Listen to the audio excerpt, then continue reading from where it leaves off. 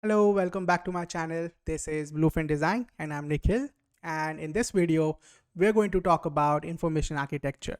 So I have already started talking about information architecture in my previous video. So we talked about some items, for example, what is information architecture, some of the components of information architecture, the history, and some values of information architecture. So if you haven't seen that video, I'd recommend watching that first and then coming here. So let's get started. As you know, we are in the middle of UX case study where I'm actually going to walk you through my design process from research to analysis to design to testing. And the topic of my case study is language translation, and we are actually in the design phase right now and talking about information architecture. So this is what I mentioned, like we talked about in my previous video. So do watch that first and then come here. There's a link down in the description though. And so in this video, I'm going to be talking about the 8 principles of information architecture, some of the processes that can help you define and design your information architecture, and finally, some good tools and resources that you can use to define and design your information architecture. So let's get started.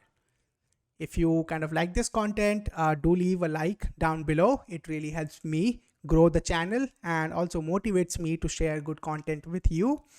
Share this video with your friends, with your colleagues, with your classmates who you think can benefit from learning about information architecture, and do subscribe to my channel. So let's talk about the principles of information architecture. So the first one is objects, and it's basically like, we should consider the content as a living, breathing thing, because the content has life cycles, it has certain behaviors, and it has certain attributes. So if you kind of are making a blog or a website which is a blog, the content is like a living and breathing thing because that topic is only relevant for a certain amount of time. So that's where, like, the principle of objects, of treating the content as objects, comes from. The second one is choices, where really less is more, because keeping the number of choices for the users less helps them in making decisions faster and better decisions, really. The third one is disclosure. That means we kind of should show a preview of the information that will help the users understand what kind of information is hidden and what they can expect if they dig deeper. So you can really think about it as kind of like the thumbnail to a video, right? We're kind of giving them a sneak peek of what they can expect when they open the video and watch it. The fourth one is exemplars. So we should show certain examples of content when describing the content in the categories. Right. So in my previous video, we kind of went through some of the components of information architecture where I also showed some examples. So again, that's just like my recent experience, but in any website that you are kind of going through or website that you're designing, you kind of should make sure that you share certain examples to explain the concepts. The next one is front doors. So it says that we should kind of assume that at least 50% or half of your users will kind of use a different entry into your website or your homepage or any of the intermediate pages based on certain external links. For example, like, search engines or certain links that were shared externally. So this is something that's really important to take care of. The next one is multiple classifications. So we kind of should ideally offer several different classification schemes to browse the site's contents. So for example, if you go to my YouTube channel, you'll be able to see like different playlists, and that I've kind of organized my videos in, and that kind of applies to anything really. So you, like, any if you're using or browsing through a blog website, you can kind of see those the links on the side which say archives or like recent articles, or even just like filters. So that's a good example of multiple classifications. Focused navigation, it really means like, keeping the navigation simple and never mixing different things. So that's really important. The navigation items or the navigation menu should kind of be used to help the user navigate to where they want to go. So it's really important to keep it simple. The last one is growth. We should kind of assume that the content on your website is going to grow with time, and design the architecture or the design website in a way that is scalable in the future. So now let's talk about some of the processes that we can use in information architecture. So I've kind of like made that hierarchy in terms of understanding. So the first one is defining the company goals. So for example, like the goals of the company may be making more money or reducing certain costs or helping people make better decisions. So it kind of is important when you're designing the website for your company to determine what your company's goals are, and then kind of arrange and organize the content accordingly. The next one is defining the user's goals. So why would the user kind of visit your website? Like what information or what value you're providing to the user? What are their goals? Like what are they expecting to find, and what are you providing them with? So it's something to think about. The next one is analyze your competition.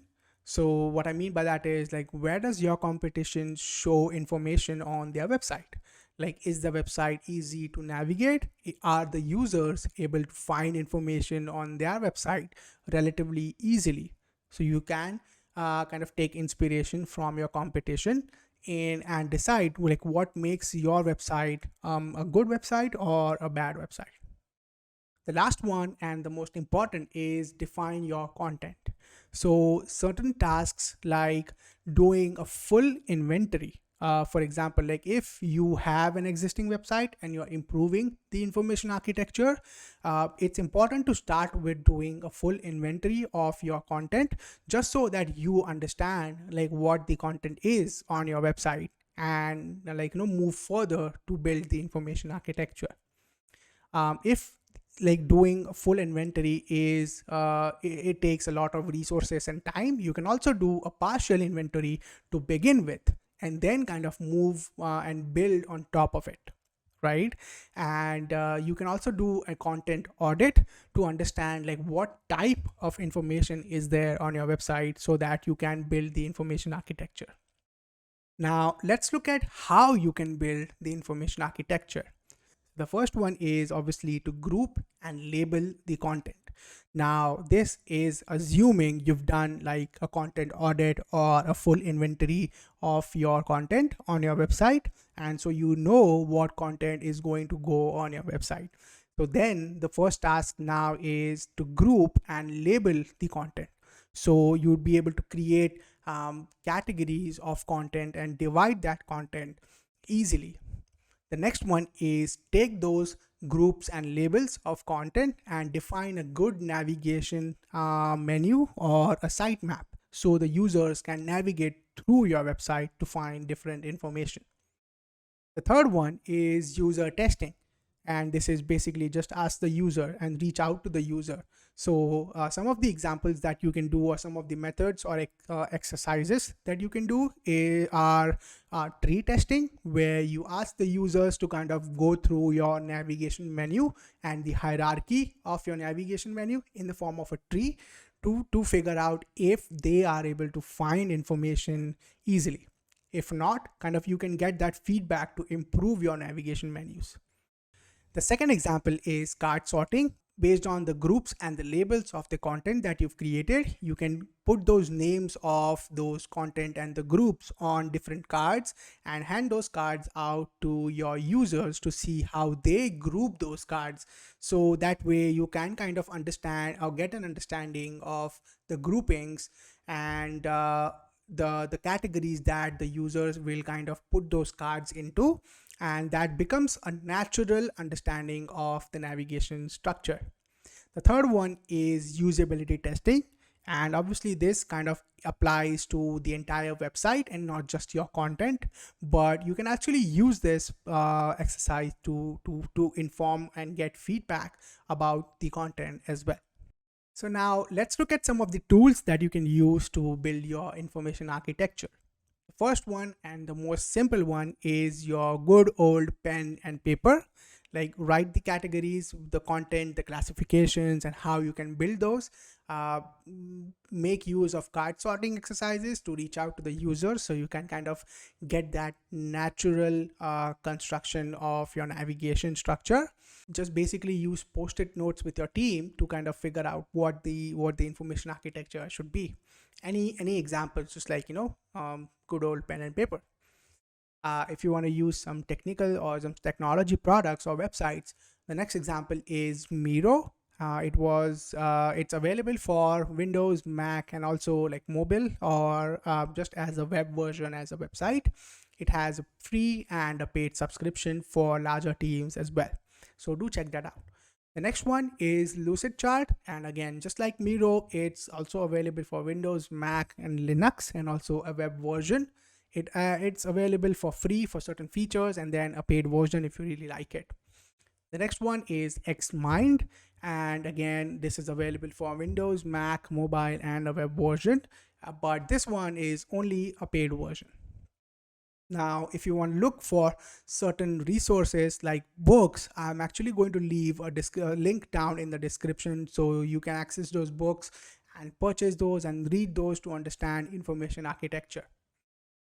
And that's it for this video. So if you like this video, do leave a like down below. It really helps me and motivates me to create good content. If you kind of have any questions, leave down a comment. I'll make sure I respond to that as well. Or if you want to book a one-on-one call with me for any of your design needs, for example, like if you're working on your capstone project, or if you're starting out a new project in your company, or if you have certain questions about your design process, or if you just want to get some feedback on your designs, you can book a call with me. The link is down in the description. It's really easy. I'll make sure I'm available on the time that you select. So go ahead and book a call. I'm actually waiting for you. Do subscribe to my channel if you like my content, and thank you so much for watching.